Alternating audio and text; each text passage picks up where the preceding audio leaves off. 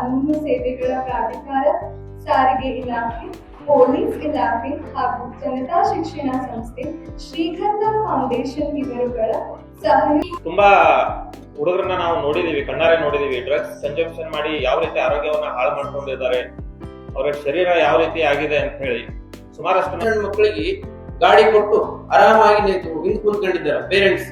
That is also very bad. ಅಂದ್ರೆ ಒಂದು ದಿನ ಜೈಲು ಆಗ್ತದೆ, 25,000 ದಂಡ ಆಗ್ತದೆ. ನಮ್ಮ ಹತ್ರ ಎಲ್ಲ ಡ್ಯೂಕು, ಪಲ್ಸರ್ ಇವೆಲ್ಲ ನೀವು ಓಡಿಸೋದಿಲ್ಲ. R15 ತುಂಬಾ ಸ್ಟೈಲ್ ಆಗಿ ಬರ್ತೀವಿ. ಕೊಲೆಯಿಂದ ಸಾಯ್ತಿರೋರ ಸಂಖ್ಯೆಗಿಂತ ಸುಮಾರು 15-20 ಪಟ್ಟು ಹೆಚ್ಚು ಅಪಘಾತಗಳಿಂದ ಸಾಯ್ತಾರೆ.